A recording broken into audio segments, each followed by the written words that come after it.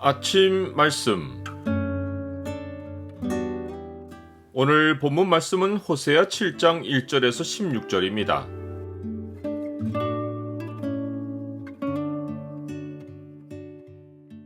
주변의 악한 삶들은 오직 주가 바꾸어 주신다. 오늘 본문을 죄의 창으로 보면 악을 감추려고 해도 할 수 없는 이유가 무엇인지가 보입니다. 죄의 창을 보여주는 구절은 7장 2절입니다. 내가 모든 악을 기억하였음을 그들이 마음에 생각하지 아니하거니와 이제 그들의 행위가 그들을 에워싸고 내 얼굴 앞에 있도다. 하나님은 앞장에서 제사장의 무리가 저지른 행악을 지적하셨습니다. 강도 때가 사람을 기다림같이 제사장의 무리가 세겜길에서 살인하니 그들이 사악을 행하였느니라.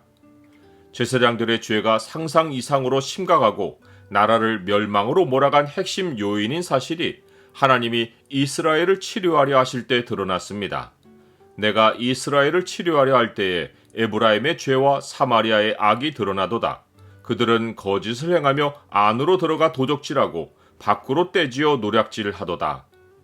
하나님이 언급하신 그들은 제사장들입니다.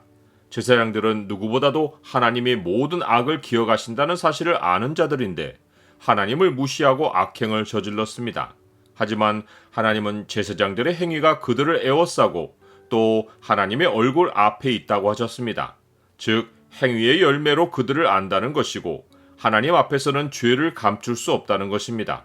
하나님은 제사장들을 간음하는 자라고 부르셨는데 이는 제사장들이 어두운 데서 은밀히 죄악을 범하며 정욕을 채울 짝할 자를 찾아다녔기 때문입니다. 그들이 찾아다닌 짝은 통치 세력의 정점인 지도자들과 왕이었습니다. 그 목적은 자기들의 입맛에 맞지 않는 권력에 접근하여 그들과 화친하다가 그들을 전복시켜서 자기들의 자리를 굳히기 위해서였습니다. 이런 이유에서 하나님은 그들을 과자 만드는 자에 의해 달궈진 화덕과 같다고 하셨습니다. 달궈진 화덕은 반역의 불길을 상징합니다. 과자 만드는 자는 반죽을 뭉쳐서 그 덩어리가 발효되기를 기다려야 합니다. 그러하기까지는 하룻밤이 걸릴 수 있습니다. 그런 다음에야 화덕에 불을 지펴서 과자를 만드는 것이 순서입니다. 그런데 하나님이 비유하신 화덕은 과자 만드는 자가 반죽을 뭉칠 때부터 불을 지펴서 발효되기까지 하루 종일 불이 일어났습니다.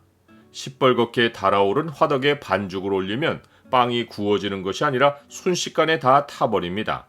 이와 같이 제사장들이 품은 반역의 불길은 나라를 파멸로 몰아갈 정도로 시뻘겋게 달아올랐습니다.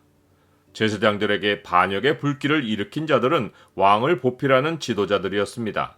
이들은 과자 만드는 자가 빵을 어떻게 굽는지를 모르고 온종일 화덕에 불을 일으킨 것처럼 나라를 어떻게 다스릴 줄을 알지 못하여 나라를 방치하고 술의 뜨거움으로 병이 나기까지 환난에 젖어 살았습니다. 이들의 보필을 받는 왕은 오만한 자들과 더불어 악수하며 언약을 맺었습니다. 이에 제사장들은 마음에서 일어나는 반역의 분노를 감추고 지도자들과 왕에게 가까이 접근하여 그들이 안심하고 자는 것을 기다렸다가 화덕이 뜨거워지는 것 같이 반역의 칼을 휘둘러서 지도자들 곧 나라를 재판하는 자들을 삼키고 그들이 모시는 왕들을 다 엎드러지게 했습니다.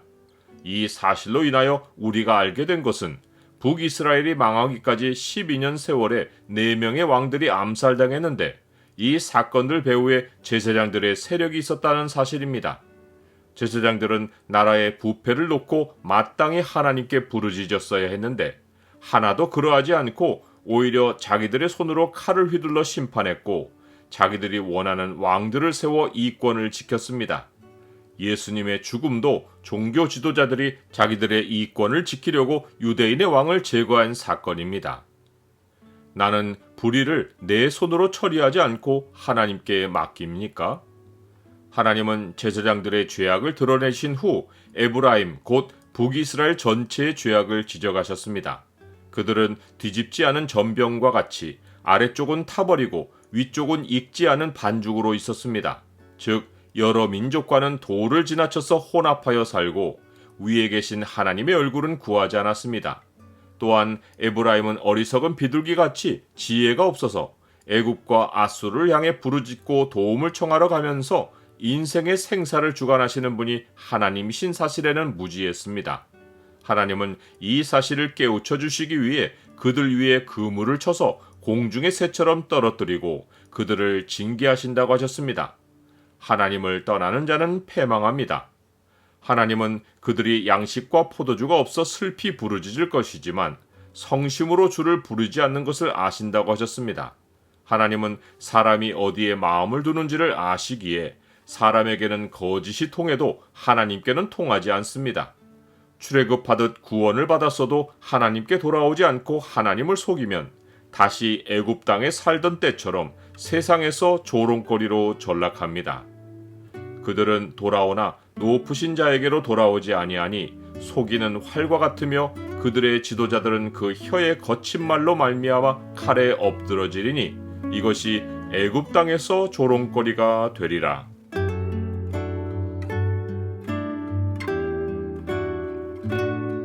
주님, 주변 상황이 아무리 죄악으로 덮여 있어도 제 손에 칼을 들고 사람들을 심판할 수 없습니다. 삶의 환경을 바꾸시는 분은 오직 주님이시오니 주께 돌아와 이 땅의 더러움을 고백하고 이 땅을 치유해 주시기를 기도하게 하옵소서. 예수 그리스도 이름으로 기도드립니다. 아멘.